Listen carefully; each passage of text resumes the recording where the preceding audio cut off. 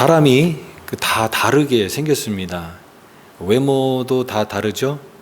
그리고 성격도 다르고 그런 기질 그런 것도 다 다릅니다. 그래서 이 다른 것 때문에 참 이렇게 세상이 이렇게 다양하고 또 이렇게 단조롭지가 않습니다. 그런데 이 다름 때문에 또 갈등이 되기도 하고 또 이 다름 때문에 또 이렇게 상처받는 일도 있고 또 오해하는 일도 있고 그런 것들이 생깁니다. 그래서 우리가 이 관계가 모든 것이다라고 얘기하지만 이 관계, 좋은 관계를 맺는 것이 그렇게 생각보다가 쉽지 않습니다. 그래서 관계가 힘들어서 이렇게 삶이 힘들어지는 그런 사람들도 많이 보게 됩니다. 이렇게 사람마다 10이면 10사람, 100이면 100사람 다 차이가 있는 개별적인 그런 차이가 있는 것처럼 우리가 이 성별도 차이가 있고 또 어떤 차이가 있냐면 문화적으로도 또 차이가 있습니다. 그러니까 자기가 익숙한 그런 문화와 다른 그런 문화권에 있을 때 그 차이를 느끼게 되고 또 그런 어려움을 겪기도 하죠. 또 이 세대 간에도 차이가 있습니다. 그래서 이런 차이들이 있는데 이런 차이를 그냥 어떤 다름의 차원이 아니라 내가 더 우월하다, 너희가 더 낫다, 높고 낮음의 차원으로 이 차이를 이렇게 생각하게 됐을 때 그것이 문제가 되는 것이죠. 그래서 우리가 무시를 한다 그런 말 하잖아요. 또 무시를 당한다. 무시를 당하면은 행복하겠습니까? 무시하기도 하고 무시당하기도 하고 그렇습니다. 또 우습게 여긴다든지 이런 그 다름의 그 차이를 어떤 높고 낮음, 우월 의식과 그것으로 이렇게 생각해서 그런 차이가 나오는 그런 문제가 있습니다. 보통 자기보다 어린 사람들은 이렇게 철이 없고 부족하게 보는 것이 일반적입니다. 근데 옛날이나 지금이나 그렇다라고 하는 것입니다. 우리가 이제 대학생이 되면은 이제 고등학생을 볼 때 아이고 애기들 이렇게 얘기하잖아요.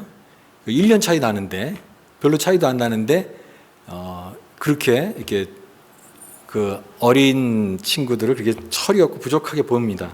대학생도 마찬가지죠. 대학생 이제 3학년 되고 4학년 되면 이제 신입생 들어온 애들 보면 저희 딸도 그런 얘기하더라고요. 애기들 같다고 뭐 그렇게 얘기하더라고요. 그러니까 되게 어리게 보는 겁니다. 그러니까 요즘 그런 말이 있잖아요. 나 때는 말이야. 나 때는 말이야.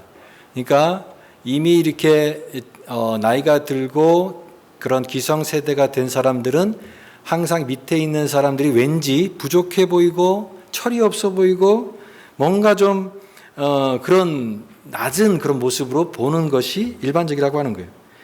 기원전 1700년에 굉장히 오래된 BC 1700년 전에 수메르의 그 점토판이 이제 발견돼서 그 문자를 해독했어요. 어려운 그 문자를 해독했는데 그 문자 내용도 그런 것이었다고 합니다. 요즘 젊은 사람들은 버릇이 없어. 이런 내용이었대요. 문자를 해독해 봤더니.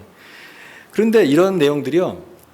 그 오래전에 그렇게 기록된 거기에 있다라고 하는 것이죠. 동양의 그 한비자에 그래도 그런 내용이 나오고 또 우리나라 조선왕조실록에도 요즘은 젊은 사람들 큰일이야 이런 투의 그런 말들이 있다라고 하는 것을 볼 때에 옛날이나 지금이나 이런 비슷한 그런 문화들이 있다라는 것을 보게 됩니다.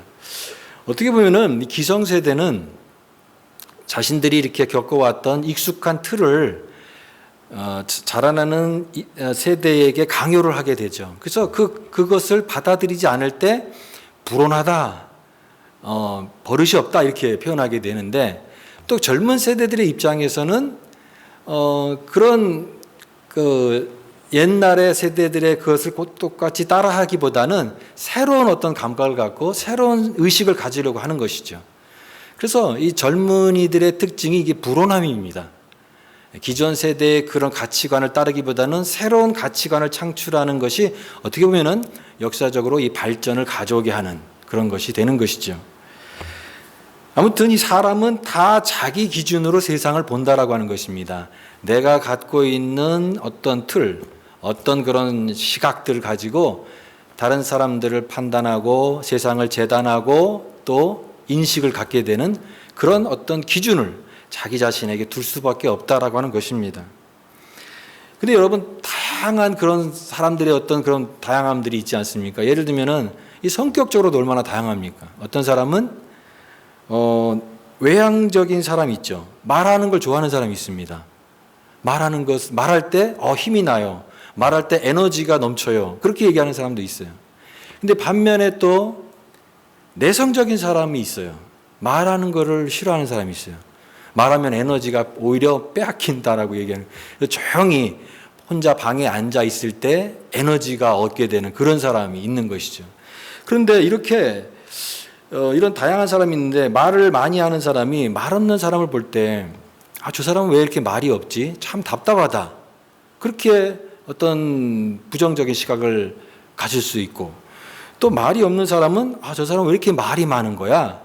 그러면서 말하고 외향적인 그런 사람에 대해서 부정적인 시각을 갖는 것은 옳지 않습니다. 왜냐하면 다 사람들이 다양하기 때문에 그렇습니다. 하나님이 우리를 다양한 기질과 성격과 그것으로 만드셨어요. 그러니까 이것은 다른 것은 틀린 것이 아니다.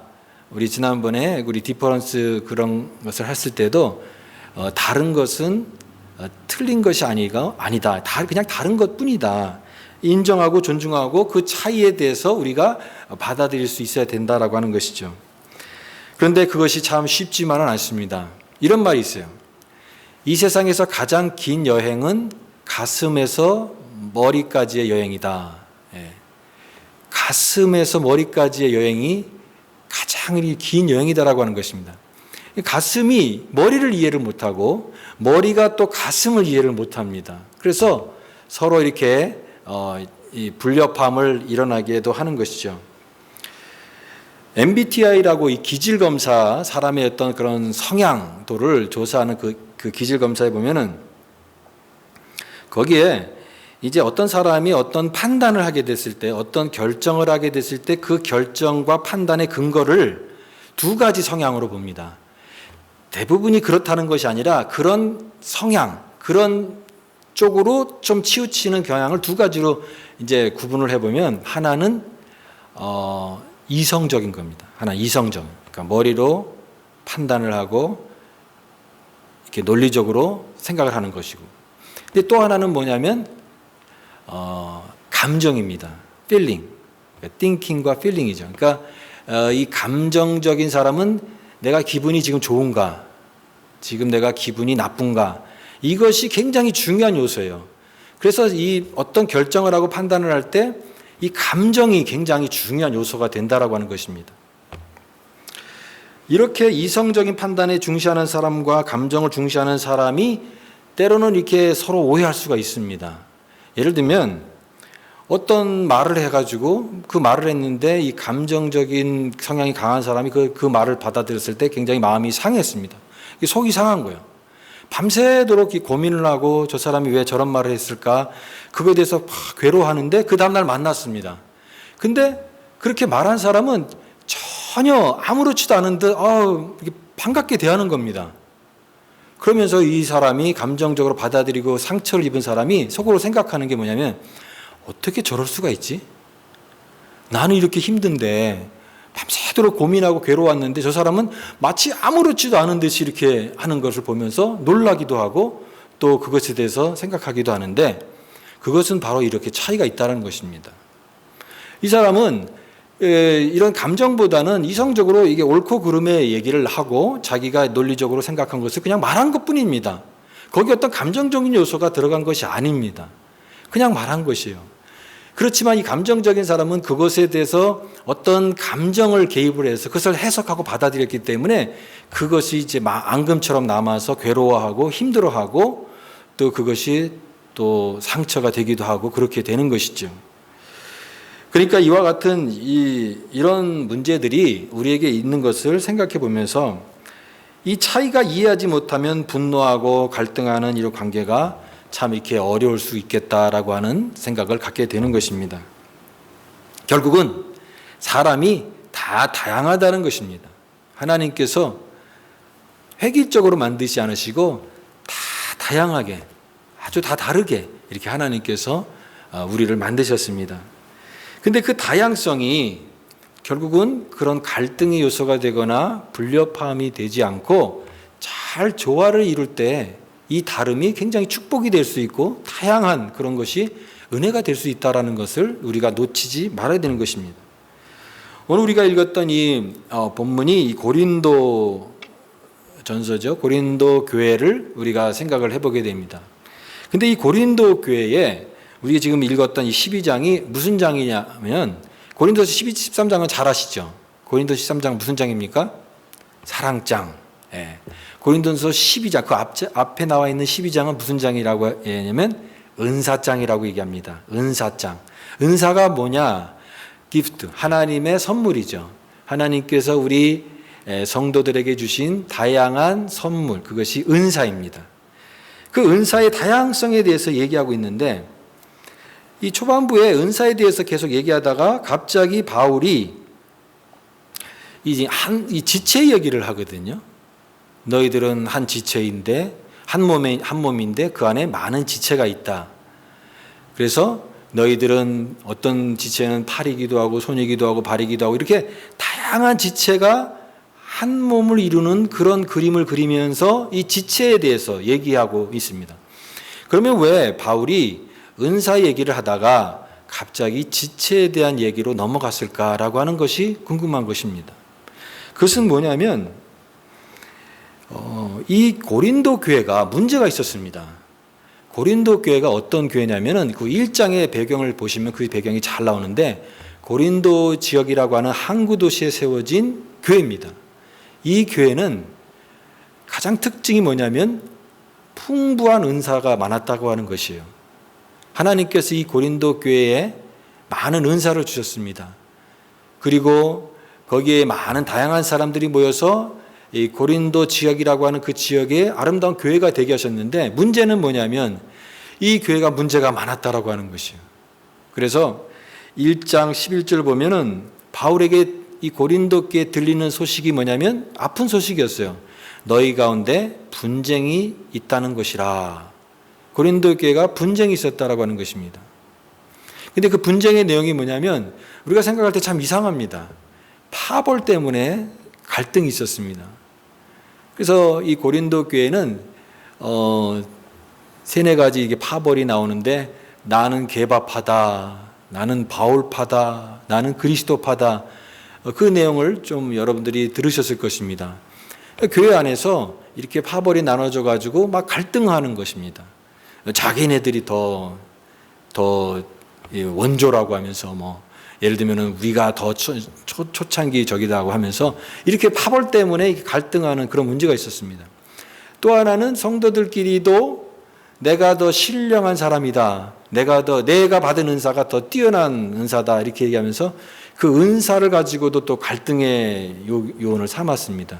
그러니까 오늘날로 얘기하면 이런 거입니다. 내가 더 믿음이 더 세. 내가 이 교회에서 그래도 믿음이 너보다 강해. 이런 믿음이 강한 거 가지고 더 영적인 그런 사람인 거 가지고 그거 가지고 이제 서로 자랑하고 그것 때문에 또 시기하고 이렇게 분쟁이 일어난 것입니다. 어떻게 생각하면 참 이 고린도 교회가 이렇게 어린 교회죠. 그러니까 미성숙한 그런 교회의 모습이 이렇게 많이 이렇게 드러나는 그런 교회의 모습이었습니다. 다양한 은사를 받았음에도 서로 그 은사를 잘 활용하지 못하고 그 서로 다름으로 오히려 갈등하고 분쟁을 하게 되었다. 마치 계란이 막 공급되는데 그 계란을 담을 바구니는 없는 것 같은 그런 것이에요. 하나님께서 너무나 좋은 것들을 다 주셨어요. 근데 그것을 잘 담아낼 수 있는 인격적인 그릇이 안 되니까 이게 이 계란이 많은 게 이게 힘든 겁니다. 오히려 더 분쟁이 되고 또 혼란스럽고 또 미성숙한 모습들이 막 드러나고 이렇게 된 것입니다. 참 인격적인 그릇이 잘 준비돼서 하나님이 주신 그 계란들, 그 은사들 얼마나 귀한 것입니까? 그걸 잘 활용하면 이 교회가 너무너무나 아름다운 교회가 되고 풍성한 교회가 됐을 텐데 참 그런 게 아쉽다라고 하는 것이에요. 이종렬 조율사라고 하는 분이 계십니다. 이분이 한국의 예술의 전당 전속 조율사라고 합니다.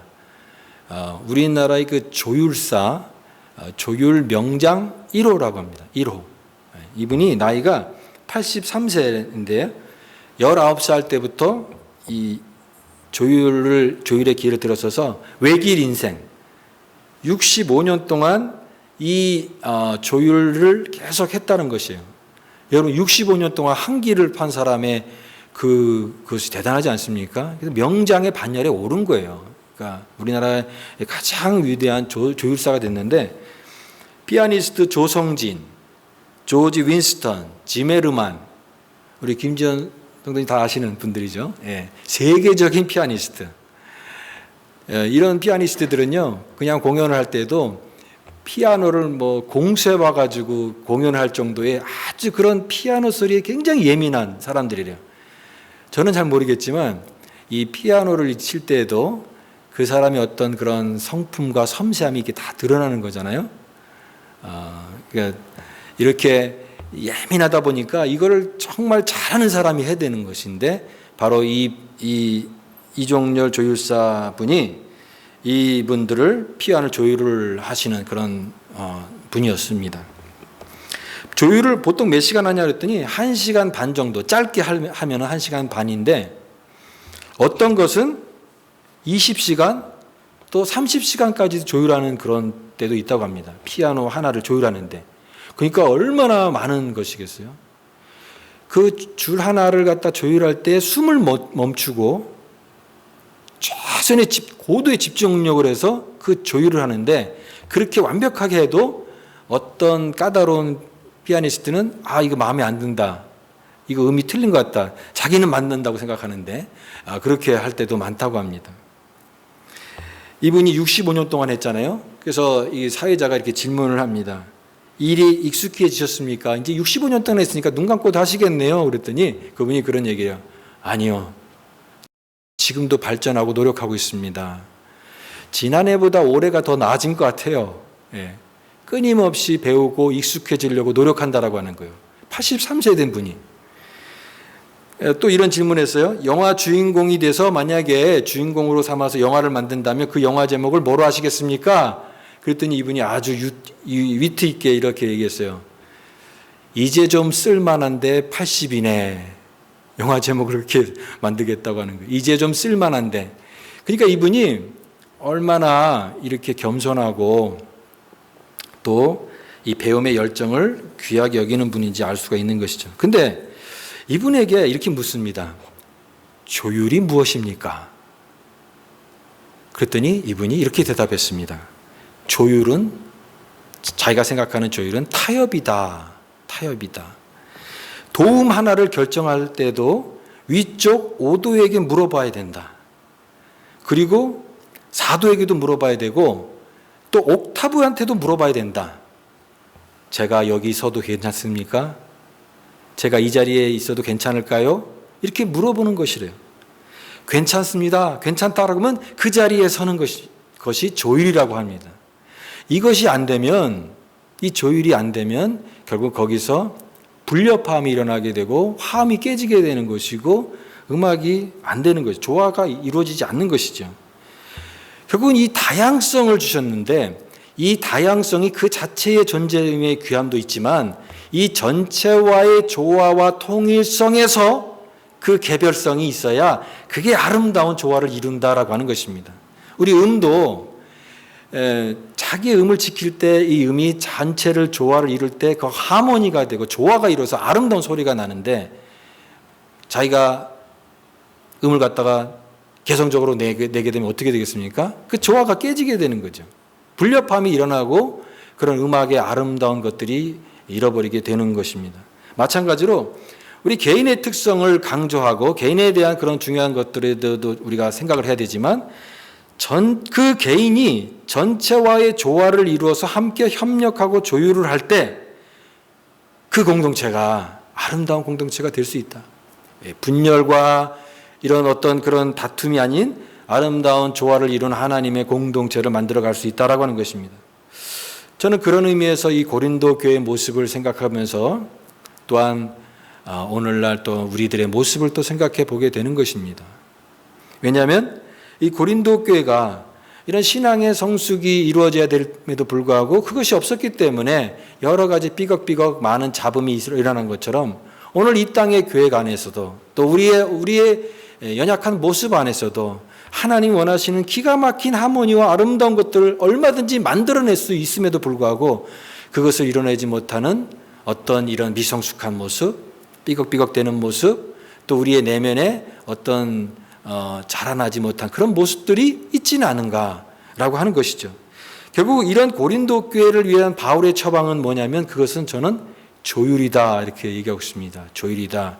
이 조율이 튜닝이라고 하죠. 음을 잘 맞춰서 그 음을 다른 음과 이렇게 조화를 이루게끔 하는 이 조율. 이 조율이 참 중요하다는 것입니다. 우리가 아까 말씀드렸던 이종열 조율사가 조율은 타협이다 이렇게 얘기했습니다. 우리가 타협하면은 이렇게 부정적인 인식이 있어요. 그런데 여러분 이 타협이라고 하는 것은 어떤 나의 옳음과 그것을 양보하는 후퇴와 비겁이 아니라 서로를 깊이 배려하는 성숙함의 표지로서의 조율입니다. 나를 주장하고 사람들은 내가 내 뜻대로 돼야 돼. 내가 더 옳아야 돼. 내가 더 바른 거야. 그래서 자기를 그렇게 주장을 해서 결국 자기 뜻대로 돼야 야 이게 정상적으로 되는구나 이렇게 생각을 하는데 그것이 아니라 조율은 그것이 아니라 배려와 양보이고 또 마음에 나와 다른 것들을 받아들일 수 있는 마음의 공간이고 여백이고 그 허용입니다. 사람 마음속에는 자기만 있는 게 아니라 다른 사람을 받아줄 수 있는 공간이 있는데 그 공간이 작은 사람이 있고 넓은 사람이 있다라고 하는 거예요. 다른 사람을 받아들일 수 있는 이 공간이 넓어질 때 우리는 이해하게 되고 또 다른 사람들과 이렇게 협력해서 조화를 이룰 수 있는 그런 삶을 살아가는 것이죠. 여러분, 근데 우리가 우리가 신앙을 성숙하게 하고 주님을 닮아간다라고 얘기했을 때 이 신앙의 성숙은요, 결국은 내 생각, 내 자기 주장, 이런 것보다 우리가 다른 사람들과 같이 어울리면서 함께 그리스도를 닮아가는 게 신앙의 성숙입니다. 다른 사람들과 어울리면서. 근데 다른 사람들과 어울릴 때 그 사람의 좋은 모습도 있지만 낯선 모습을 발견하게 되는 거예요. 그런 사람인지 몰랐어. 저 사람의 모습은 나랑 좀 안 맞아. 이 어느 순간이 정말 낯설은 사람의 그런 모습을 발견했을 때 그게 우리 안에 불편함이 되고 또 그 거북함이 되고 또 함께하지 못하는 그런 요인이 되는 그런 게 되는 것이죠. 그런데 그 낯섦의 다름의 모습은 나를 다듬는 하나님의 또 선물이기도 합니다. 나를 다듬는 하나님의 선물이다. 우리가 인격을 그릇이라고 표현하잖아요. 그릇. 또 신앙에 근육이 있다면 신앙의 근육이 있을 수가 있습니다. 우리의 인격의 그릇이 10이라고 하는 사이즈라고 생각해 보십시오. 근데 거기서 벗어나지 않는 그런 인격의 그릇을 가지고 있으면 계속 늙어 죽을 때까지 그 사이즈를 가지고 살아가는 겁니다. 신앙의 근육이 있다고 얘기했을 때 요만큼만의 힘만 강도로만 겨우 그 무게만 견딜 수 있는 그런 정도의 근육만 가지고 있으면 그 이상은 견딜 수가 없는 겁니다. 분노하게 되고 넘어지게 되고 좌절하게 되는 것인데 결국 우리가 신앙의 성숙이라고 한다라고 하는 것은 내 안에 있는 이 인격의 그릇이 넓어지는 것이요. 다른 사람의 낯섦을 받아들임으로써 내 안에 넓어지는 것이요. 우리의 신앙의 근육이 발달되고 할 때 어려운 그런 무거운 무게도 감당하는 그런 근육이 되는 것이죠. 그게 성숙해 가는 것입니다. 그리스도의 장성한 분량에 이르기까지 성숙해 가는 것이에요. 예수님을 닮아간다는 것은요, 나를 단단하게 만드는 게 아니라 내 안에 있는 한꺼풀이 깨지는 겁니다. 내 안에 있는 알이 깨져야 돼요. 꺼풀이 깨지고 내 안에 있는 자아가 깨질 때 우리는 그 한 단계를 더 발전할 수가 있는 것이에요. 그렇게 작은 내가 더 넓은 사람이 돼가는 것이에요. 그럴 때 내 안에 공간이 생깁니다. 그 여유가 생기고 또 여백이 생기는데 그 안에 다른 사람, 나와 다른 사람도 받아들일 수 있는 사람이 되는 것이에요. 그게 신앙의 성숙이고 또 아름다운 그리스도인의 모습이라고 믿습니다. 결국 신앙의 성숙은 우리가 어떤 사람이 돼가느냐라고 하는 것입니다. 여러분 예수 믿으면서 오래 예수 믿으면서 나는 지금 어떤 사람이 되어가고 있는가? 다른 사람들과 관계성 속에서 나는 지금 어떤 사람이 돼가느냐? 이것이 신앙 성숙의 문제입니다. 저 사람 참 좋다. 저 사람 또 만나고 싶은 사람이다. 그런 평가를 받는가? 저 사람은 피하고 싶은 사람이야. 저 사람은 좀 안 만났으면 좋겠어. 함께하지 않았으면 좋겠어. 이런 평가를 받느냐? 복음이 요구하는 삶, 또 예수님께서 우리를 부르신 그 부름은 하나님이 원하시는 그런 믿음의 사람, 정말 그렇게 신앙이 성숙된 그런 사람이 되라는 부르심이라고 믿습니다. 그런 사람 되라고 부르셨어요. 그래서 우리가 하나님께서 우리를 무인도나 이 동굴이나 그런 데서 신앙생활을 하지 않게 하셨어요. 무인도나 동굴에 있으면은 갈등할 일이 없잖아요. 상처받을 일도 없잖아요. 그러나 함께 어울리고 함께 때로는 지지고 볶으면서 이렇게 뒤섞이면서 그 안에서 갈등도 하고 아파도 하면서 그러면서 내 자신을 발견하게 되고 주님을 의지하게 되고 그러면서 또 다른 내가 되고 껍질을 깨고 한 발짝 한 발짝씩 주님을 닮아가는 그것을 통해서 주님 닮게 하셨거든요. 그게 성숙이거든요. 함께 배우고 함께 성장해서 그리스도의 향기를 드러내는 그런 사람으로 주님께서 저와 여러분 오늘도 부르시고 계십니다. 너희도 예수 안에서 함께 지어져 가느니라. 에베소서 2장 22절 말씀. 함께 지어져 가느니라. 지금 완성되지 않았지만 완성을 향해서 계속해서 함께 지어져 가는 그런 거룩한 존재로 우리를 부르셨습니다. 18절 말씀에 이렇게 말씀합니다. 그러나 이제 하나님이 그 원하시는 대로 지체를 각각 몸에 두셨느니, 지체를 한 몸 안에 연결시키셨다라고 하는 것입니다. 신앙은 공동체가 되어야 됩니다.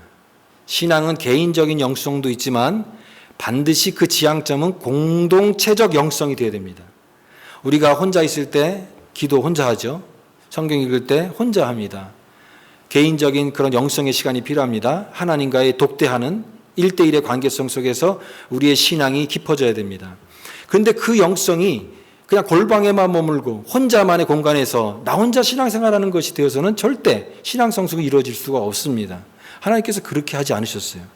함께 어울려서 나랑 같이 마음을 맞는 사람도 있지만 마음이 맞지 않는 그런 다른 지체, 다른 어떤 성품까지도 품으면서 그렇게 나를 세워가게끔 하시고 주님을 닮게 하셨어요. 우리가 교회 와서 교제를 나눕니다. 사랑하고 축복합니다. 이렇게 인사를 나누죠.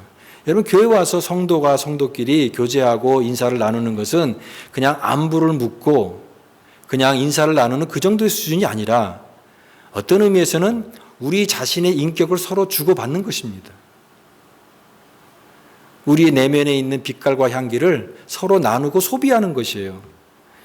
그 사람의 웃는 모습, 여유 있는 모습, 또 남을 배려하는 이 따뜻한 모습을 보면서 나도 저런 사람이 되고 싶다. 그 사람의 어떤 그 모습이 좋은 영향력을 주고 에너지를 줘서 우리로 하여금 이렇게 격려하게끔 해서 아름다운 그런 사람이 되게 하시는 것입니다. 인생을 살면서 이 두 가지 주름이 생긴다고 합니다. 하나는 인상을 쓰면서 생기는 주름이 생기는 사람이 있고요. 또 하나는 아름답게 늙어가면서 생기는 여유와 넉넉함의 주름이 생기는 사람이 있다고 합니다. 여러분은 어떤 주름을 갖고 있는 사람과 상대하고 싶고 또 어떤 사람이 되고 싶습니까? 우리가 행복한 삶을 살기 위해서는 반드시 저는 이런 표현을 좋아합니다. 우정의 공동체. 우정의 공동체라고 하는 것은 신앙 안에서 함께 마음을 나누고 삶의 어려움도 나누고 또 서로 이해를 하고 서로 격려하는 그런 공동체를 얘기합니다. 신앙생활을 혼자 하면 외롭습니다. 나이가 들수록 외로워요. 곤고합니다. 그럴 때 우리는 같이 연대를 하는 것입니다. 신앙의 공동체 안에서, 교회 안에서 믿음의 성도들끼리 같이 비록 맞지 않는 것이 있다 할지라도 오늘 말씀처럼 서로 조율하면서 튜닝하면서 이해하고 넉넉하게 배려하면서 그렇게 건강하고 아름다운 공동체를 세워가는 것, 그것이 신앙의 기쁨이고 보람이고 거기에 하나님 주신 행복이 있다고 믿습니다. 짧은 인생 살면서 사랑하기에도 모자란 인생인데 갈등하며 싸우며 살기에는 인생이 짧다. 저는 그런 얘기를 늘 합니다. 그래서 우리는 남은 인생 동안 행복하게 살기 위해서는 내 주변에 있는 가장 가까운 사람들과 사이좋게 지내는 게, 그게 가장 하나님이 주시는 행복이라고 믿습니다. 그런 공동체 안에 함께 마음을 나누고 격려하고 사랑을 나누면서 그렇게 살아가는 인생, 그게 하나님의 복받은 그런 거룩한 인생이라고 믿습니다. 오늘 예수님께서 그 일을 하기 위해서 이 땅에 오셨습니다. 다 우리 자격 없는 조건이고 또 정말 그런 존재였는데 하나님께서, 예수님께서 십자가의 죽으심으로 말미암아 우리의 모든 지체들을 한 몸이 되게 하셨습니다. 주님께서 하신 일들이에요. 바로 우리를 연결시키는 것입니다. 우리를 가족으로 부르셨습니다. 하나님의 식구가 되게 하셨습니다. 내 안에 와서 한 몸이 되라. 너희들 다 다른 너희들이 내 안에서 하나가 되라. 서로 사랑하고 서로 용서하고 서로 하나가 돼서 주님의 몸을 이루라.